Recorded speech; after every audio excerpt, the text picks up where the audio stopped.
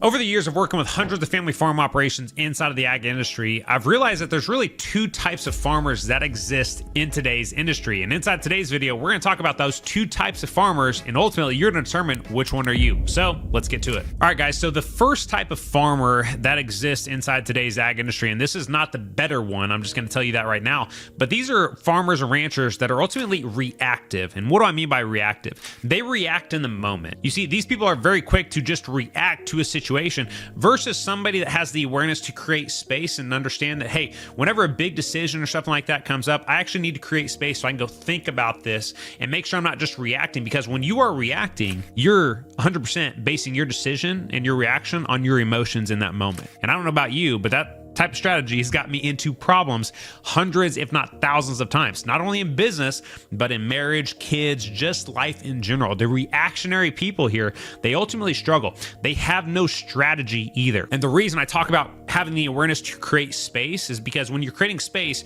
you're creating this area here and this time for you to go think about whatever it is that you're facing so that you respond versus react to it. And when you respond to something, there's strategy involved, right? You've thought through the pros and cons. You've actually thought through the first, second, third, and fourth order consequences or benefits of making this decision. You've thought through how it's going to positively or negatively impact other people around you. This is the type of person here that I've seen time and time again inside the ag industry. The ones that are strategic, and we're going to talk about this next, they're the ones that are successful. The ones that are reactionary, I'm telling you, these are the farm operations that are ultimately going to go bankrupt in 2025 because they were reactionary with their decisions in 21 and 22. They made them based 100% on emotions. They had a banker maybe that let them buy things that they shouldn't have ultimately bought. And ultimately, 2025, they're going to face the harsh consequences of being reactionary in those years. I've seen it time and time again. It's the same cycle. It happens every 10 years, and it is going to continue to happen until people start to really have the awareness and be able to look at these things from a 30,000 foot view to see what types of decisions they're making and ultimately understand the true cost of being reactionary when it comes to these massive financial decisions that we're all facing inside of the ag industry today. Now, the second type of farmer, and again, the one that I see that is always much more successful than the reactionary farmers, is the strategic farmer. You see, the strategic farmer is the one that has the awareness to say, hey, this opportunity came up in front of me. Maybe it's buying a new piece of ground, and the owner called you, and the piece of ground is obviously, like it always is, in the perfect spot. It just lines up with your operation perfectly.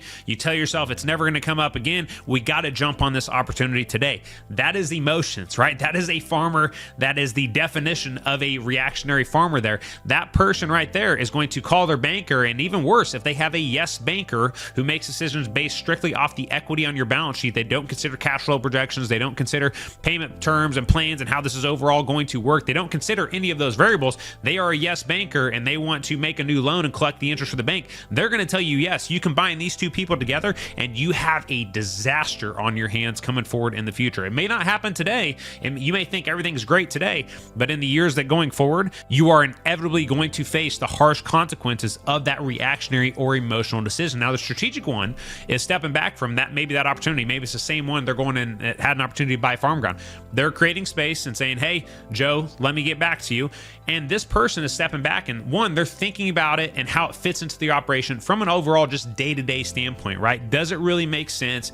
Do we have the foundation and the operation and the equipment and everything we have inside of our business here to actually take on this additional ground? And then they're moving on to finances, right? And the strategic farmer is one that knows their numbers at a deep, deep level. They don't need to go ask their banker if they can buy this piece of ground. They already know what their banker is looking at anyway, and they know what their bank is going to say before they ever walk into the doors. This is the definition of the type of person that we are building with our customers inside a Legacy Farmer using our software Farmer Metrics. Our customers already know what the bank is going to say before they ever even have to walk in the doors, which gives them this level of confidence and power and certainty that a majority of family farm operations and business owners today just don't feel. And so the strategic farmer is always creating space here and trying to lay things out, look at things from a 30,000 foot view, consider second, third, and fourth order consequences or benefits. They're considering how this decision is going to impact other people in the operation. And then ultimately, from a financial standpoint, they're making that final decision on whether or not they want to take on this risk. Because again, though, one other thing I want to point out here, the reactionary farmer is thinking about how the decision, or maybe they're, going to go buy ground or whatever. They're living in the moment there. They're thinking about how that decision is going to make them feel today, versus the strategic farmer is thinking and understanding that they're making a 20-year commitment here. So they don't care how it makes them feel today and, warm and bubbly inside, and they got this piece of ground and they're feeling, confident on top of the world. They get to go talk about it to the entire community, all that type of crap. They're thinking about, how is this piece of ground going to function over the next 20 years? What's going to happen in the industry, right? Can we manage this and maintain this piece of ground and make sure that it is going to be here for the next generation to farm as well? You see, there's just two drastically different people here.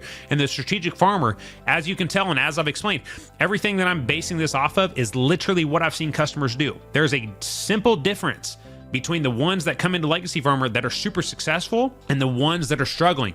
And it's simply the ability to create space and be strategic when it comes to making these decisions, consider all these variables, and to build a farmer from being reactionary to strategic. It takes time. That is why people that come into our program, it's a year or 2 years, because we're changing and transforming them as a business owner. Getting the numbers structured and organized and having that clarity, that's simple. But we have to change the individual business owner and transform them at the foundational level so that we truly change the future of that operation, because they're the ones leading it. They need to be the strategic farmer, not the reactionary one, because the reactionary one is ultimately the one that created all the problems that led them to legacy farmer in the first place. We want to make sure that they're strategic, sound, and have all the information they need to make good business decisions going forward and secure the legacy for the next generation as well. So my friends, if you're watching this video and you find yourself connecting more with the reactionary farmer, which is just to be honest with you, that is a majority of the ag industry today, there's a couple things here that you can do to kind of start that process of becoming more strategic. And the first one is, you have to understand that in order to be successful long term, you have to master your numbers at a deep level. So if you are in a place right now where you are completely confused financially, you feel like the entire operation is disorganized and that you're financially operating in a place of chaos and disorganization, and you want to get to a place of financial confidence and clarity, it's going to start with, very simply, my friends, getting your balance sheet updated, putting together a monthly cash flow projection, and really starting to change your viewpoint here on the operation. And again,